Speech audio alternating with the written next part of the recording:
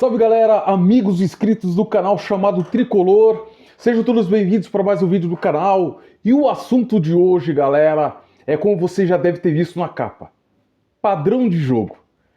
Vamos falar hoje a respeito desse assunto, esse assunto polêmico que causou uma grande polêmica. Muito se foi atribuído ao ex-técnico do São Paulo, Luiz Zubeldia, que o Zubeldia não tinha padrão de jogo. Mas agora com o Hernan Crespo, qual será o padrão de jogo do novo técnico do São Paulo, Hernan Crespo? Você sabe sobre padrão de jogo? Você conhece padrão de jogo?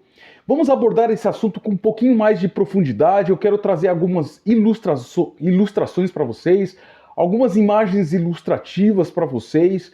Não pretendo esgotar o assunto aqui com apenas um vídeo, mas eu quero contribuir com você que ainda não conhece sobre padrão de jogo.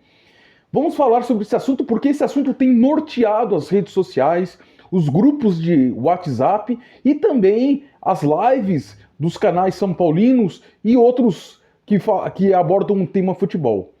Senhoras e senhores, vamos falar nesse vídeo a respeito de padrão de jogo.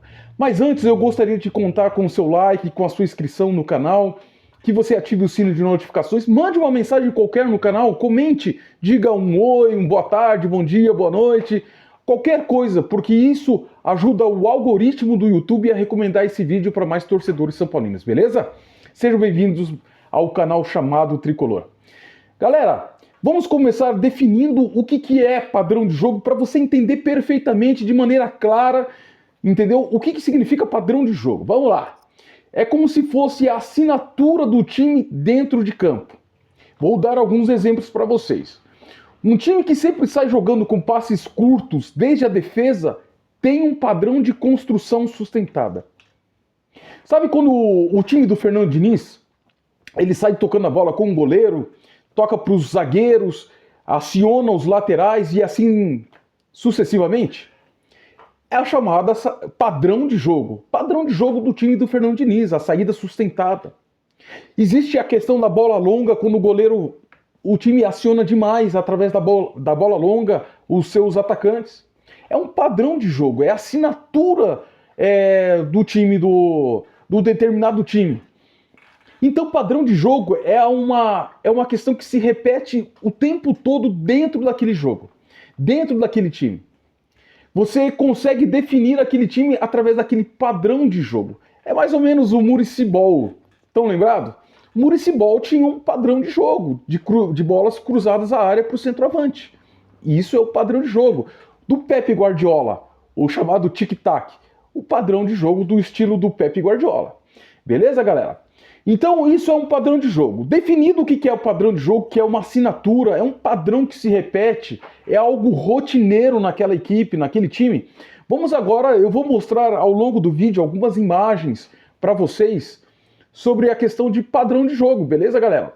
Vou mostrar imagens para vocês, começando por essa imagem.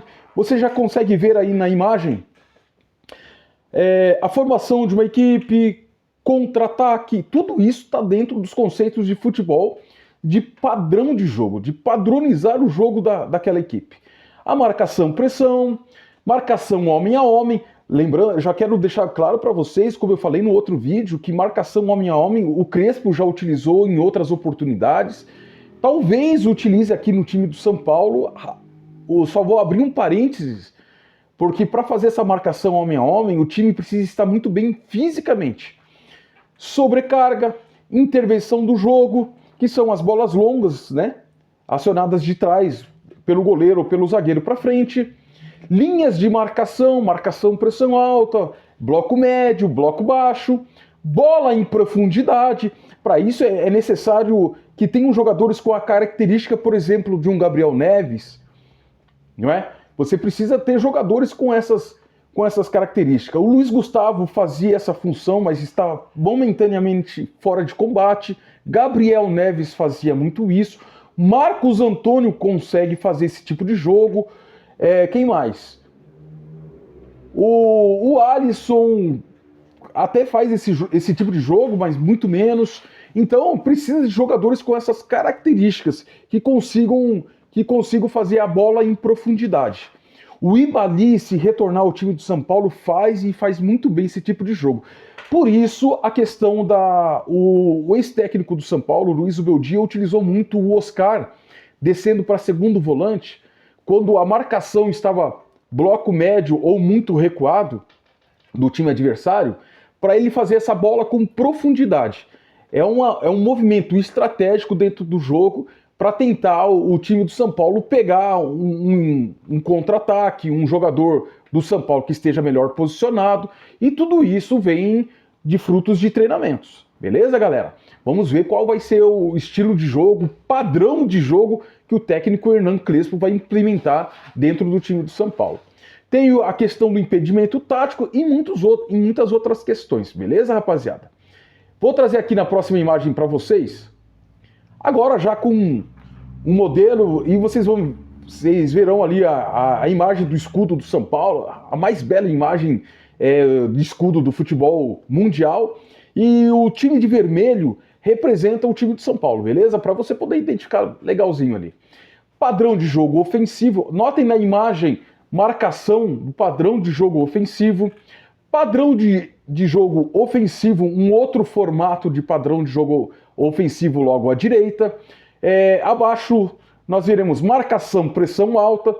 Um dos conceitos de jogo do Zubeldia, do Hernan Crespo, é a marcação, pressão alta. Para isso você terá que ter jogadores muito bem condicionados fisicamente.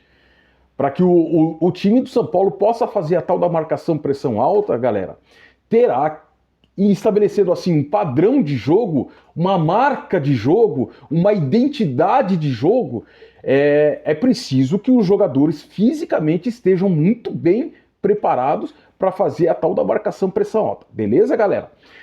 Pressão pós-perda, um dos conceitos também do time do Hernan Crespo. Pressão pós-perda, principalmente no campo adversário. São Paulo foi para um ataque e perdeu a bola no ataque. Pressão pós-perda. Vou trazer ao longo dos vídeos uma ou outra imagem também para ilustrar para vocês o que é a pressão pós-perda, beleza, galera? Só para ficar bem claro, bem nítido para vocês, bem didático aqui, o que seria a pressão pós-perda. Nós temos a saída sustentada. Tanto o Hernan Crespo quanto o Luiz Beldia e os demais técnicos gostam da tal da saída sustentada. O que seria a saída sustentada? Na imagem aqui ao lado vocês verão um exemplo de saída sustentada. Saída sustentada é quando um dos volantes, ou até mesmo os dois volantes, ou até mesmo os laterais baixam a linha dos defensores ali entre os zagueiros para ser jogadores a mais opções para você poder fazer a sua saída. Por isso o termo saída sustentada. São novas terminologias do futebol moderno, beleza, galera? Então essa é uma forma de saída sustentada, quando os volantes, seja um ou sejam dois, eles se posicionam mais entre a linha dos zagueiros ou próximo à linha dos zagueiros para fazer a tal da saída sustentada, beleza, galera? E ali existem vários formatos para fazer essa saída sustentada, utilizando sempre o goleiro, que se tornou uma peça fundamental dentro do futebol moderno, beleza? Fase de criação. Fase de criação, ela começa desde o goleiro. Desde o goleiro você começa a fazer todo o seu processo de criação do futebol. Você começa com o goleiro, acionando os zagueiros ou acionando diretamente os laterais para que acionem os jogadores de meio de campo, e assim você vai criando as etapas, as fases do jogo para que você possa chegar ao teu terço final, ao último bloco. E ali você você já entra na fase de conclusão da sua jogada, beleza, galera? Marcação. Como eu disse anteriormente, o técnico Hernan Crespo gosta de fazer a tal da marcação homem a homem. Mas existe a marcação por zona, a marcação posicional, vários tipos de marcação. Tudo depende da maneira com que o técnico Hernan Crespo irá implantar no São Paulo. O São Paulo do Zubeldia perdeu para o Vasco da Gama do Fernando Diniz, porque a marcação, a pressão pós-perda exercida pelo time do Vasco da Gama do Fernando Diniz fez com que rapidamente eles tomassem a bola, retomassem a bola, já que eles jogaram de maneira mais reativa. alternando entre um time reativo, postado mais atrás, e um time com um bloco alto, pressão alta, fez com que o sistema defensivo do São Paulo se atrapalhasse todo, eles recuperassem a bola, fizessem a transição em velocidade e conseguissem chegar mais rápido ao gol do São Paulo. Transição rápida. A fase da criação, a segunda fase de criação, passa pela transição rápida. Precisa ter jogadores de muita mobilidade no meio de campo do São Paulo. Marcos Antônio e Alisson são, ao meu ver, gostaria de ouvir a opinião de vocês, dois jogadores que conseguem fazer essa transição rápida.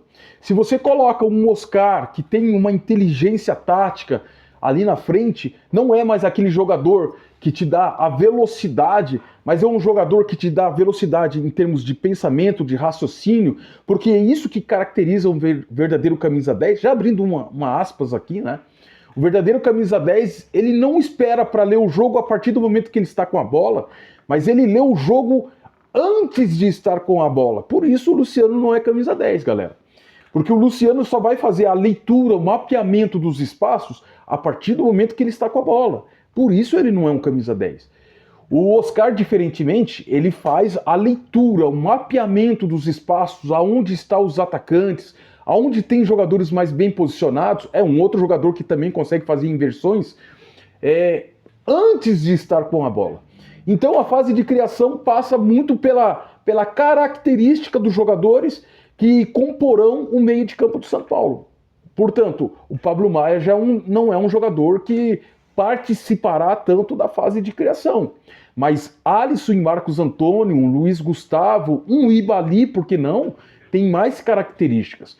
Na fase de marcação, quem se destacará? Pablo Maia, Luan, Negruti, esses terão maior destaque na fase de marcação, porque é a característica dos seus jogadores. Já chegando no final deste vídeo, o que eu preciso concluir aqui, gente? O São Paulo tem um time que não é tão físico, né? Por isso, algumas questões, o São Paulo até pode fazer uma marcação-pressão, uma marcação-pressão alta, mas não o tempo todo.